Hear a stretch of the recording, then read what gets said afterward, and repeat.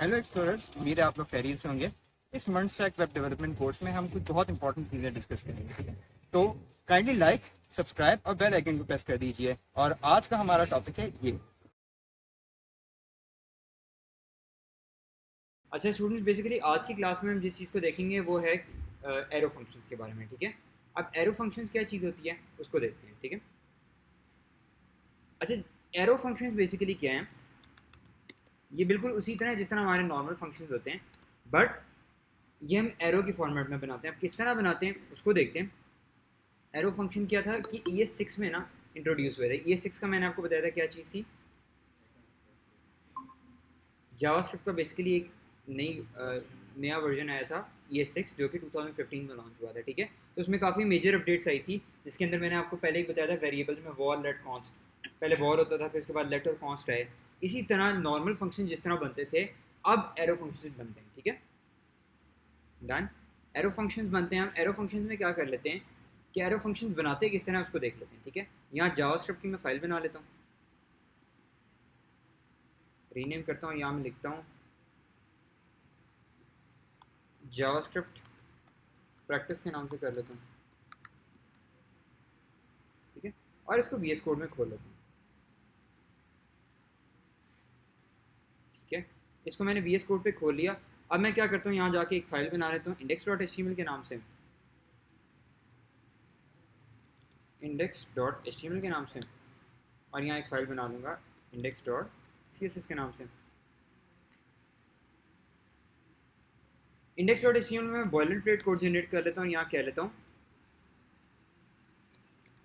JavaScript practice, और यहाँ मैं लिख लेता हूँ hello we are practising arrow. ठीक हो गया, we are practising arrow functions. अब मैं क्या करता हूँ, CSS की ऑल्दो हमें ज़रूरत नहीं, CSS को डिलीट कर देते हैं। मेन गोल हमारा जो है वो क्या है, index.js, ठीक है। अब हमने ये पढ़ा था कि अगर जावास्क्रिप्ट फाइल को अटैच करना है तो उसका क्या तरीका होता है, स्क्रिप्ट के टैग के साथ यूज करते हैं, ठीक है। स्क्रिप्ट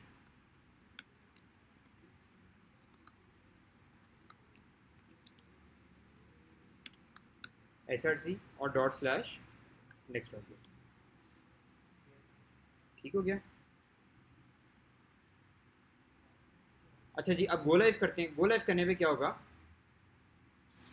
हमें ये शो हो गया। अब एरो फंक्शन बनाने का क्या तरीका है। सबसे पहले हम एक फंक्शन बना लेते हैं, नॉर्मल फंक्शन जिस तरह हम पहले बनाते थे, ठीक है। फंक्शन, और फंक्शन का क्या नाम रखते थे वही डिस्कवर कर रहे हैं ना। मैं आपको नॉर्मल फंक्शन बना के दिखा रहा हूँ, उसके बाद फिर एरो फंक्शन बना के दिखाऊंगा कि दोनों में मेन डिफरेंस क्या है, ठीक है। ठीक है, फंक्शन।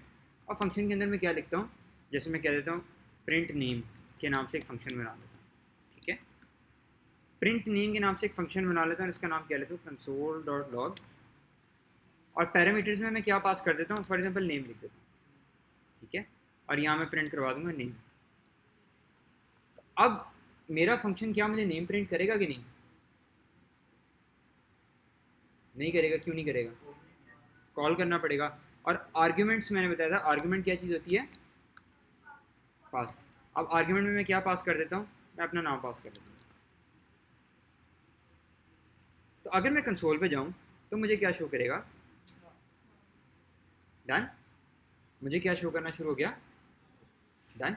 अब एक प्रॉब्लम ये बेसिकली, प्रॉब्लम नहीं बेसिकली, अब हमने ये देखना है कि जावा एरो फंक्शन अगर हम बनाते हैं तो सेम यही फंक्शन एरो फंक्शन में किस तरह बनेगा, ठीक है। किस तरह बनेगा, आप कोई भी कीवर्ड यूज़ कर सकते हैं, वॉर, लेट या कॉन्स्ट, ठीक है। मैं इसको कर लेता हूँ कमेंट। काम हमने सेम करना है, let prime number, sorry print number. और इसके बाद मैं क्या करता हूँ, is equal to. Is equal to के बाद मैंने क्या करना है, ब्रेसेस यूज़ कर लेना है, ये वाला, ठीक है। ब्रेसेस, और इसके बाद इज इक्वल टू, और फिर इसके बाद ये वाला साइन, ठीक है, ग्रेटर देन का साइन, ठीक है। अब इसके बाद मैं क्या करूँगा, कंसोल डॉट लॉग, और यहाँ मैं लिख देता हूँ जैसे नेम। यहाँ मैंने क्या पास करना है, पैरामीटर, और यहाँ मैंने जो प्रिंट करना है, ठीक हो गया। तो अब देखें, जो मेरा काम था वो एक लाइन के शॉर्ट से सिंटेक्स में हो गया, ठीक है। एरो फंक्शंस का हमें ये बेनिफिट है, ठीक है, हमारा कोड सिंप्लीफाई हो जाता है। अब अगर मैं इसको करूँ रीलोड, अच्छा हमने फंक्शन हमें इसमें भी कॉल करना पड़ेगा, ठीक है। प्रिंट नेम करता हूँ और यहाँ अगर मैं रफ इस तरह कर लूँ तो क्या होगा कि सेम वही चीज़ जो मेरी नॉर्मल फंक्शन में हो रही थी अब वो एरो फंक्शन के थ्रू हो रही है, ठीक है। अब एरो फंक्शन में क्या होता है कि एरो फंक्शन की जो बॉडी है ना उसके अंदर थोड़ी एग्जीक्यूशन का फ़र्क होता है, और थोड़ा सा जब हम आगे जाएंगे ना तो उसको डिस्कस करेंगे, ठीक है। मेन अभी हमें डिफरेंस क्या चीज़ मेक श्योर करनी है कि हमें ये चीज़ पता हो कि हमारा जो एरो फंक्शन है वो हमारे कोड को सिंप्लीफाई करता है, ठीक है। अगर फॉर एग्जांपल एक लाइन से ज़्यादा का कोड है फिर हम दोबारा इसमें इस तरह यूज़ कर लेंगे ब्रेसेस, और मैं कह लेता हूँ, ठीक है, इस तरह कर लेता हूँ। बस आपने ये चीज़ याद रखनी है कि जो एरो फंक्शन है ना वो किस तरह बनता है कि एरो फंक्शन आपके वेरिएबल के कीवर्ड से बनता है, वॉल, लेट या कॉन्सेप्ट, ठीक है। और इस तरह एरो आपका जो पैरामीटर्स है ना, पैरामीटर्स के बाद एरो लाइक सिंटेक्स बनता है और फिर आपकी बॉडी एग्जीक्यूट होती है। सॉरी, मेक स्क्रीन हमने डॉम के थ्रू तो किया ना हमने।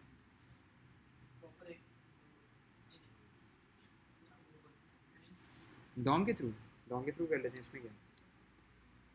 अच्छा, अब क्या करते हैं, प्रिंट नेम जो है ना कंसोल डॉट लॉग नेम की बजाय हम क्या करते हैं, हम इसको स्क्रीन पे दिखा देते हैं, ठीक है। किस तरह करते हैं, हम इधर आते हैं और इधर आके हम कह लेते हैं कि h2 नेम, और फिर उसके बाद हम कह लेते हैं h1, इसको फ़िलहाल खाली छोड़ देते हैं, इसको खाली छोड़ देते हैं और इधर क्लास दे देते हैं या आईडी दे देते हैं। आईडी में दे देता हूँ नेम के नाम से, ठीक है। अब मैंने क्या करना है, यहाँ यूज़ करना है document dot get element by ID, document dot get element by ID, और यहाँ मैं आईडी पास कर दूंगा name dot inner HTML is equal to name. अब ये नेम मैंने कौन सा असाइन किया है, जो मेरे पास पैरामीटर्स के थ्रू आ रहा है, ठीक है। तो अब बेसिकली क्या है कि मैंने इसके अंदर जो पास किया नेम वो मेरे पास इधर से आना शुरू हो गया। अब मेरे पास एक और तरीका है कि जिस तरह हम लोगों ने प्रॉम्प्ट वाला केस पढ़ा था, याद है ना आपको, यूज़र से मैं इनपुट लेता हूँ, जो भी यूज़र इंटर करेगा वो फंक्शन के थ्रू प्रिंट हो रहा होगा, ठीक है। जैसे कि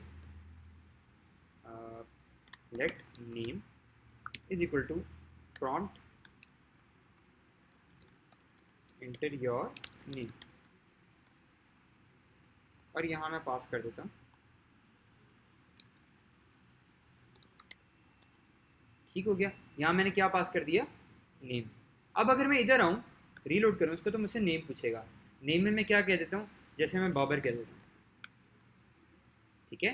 तो अब बेसिकली क्या है, इसी तरह जैसे हम मूव फॉरवर्ड करते रहेंगे हम सारा काम अपना यूज़र से लेते रहेंगे और डायनेमिकली सारा काम होता रहेगा, यानी स्टैटिक नहीं लिखेंगे कि मेरा नाम मैंने पैरामीटर में पास कर दिया, हर बार चेंज होता रहेगा, ठीक है। जैसे जैसे हम रिएक्ट में आगे मूव करते रहेंगे ना हम कोशिश करेंगे कि हमारा जितना काम है सारा डायनेमिक होता रहे, ठीक है। डायनेमिक का मतलब समझते हैं ना क्या है, चेंज होता रहे, ठीक है। अच्छा जी,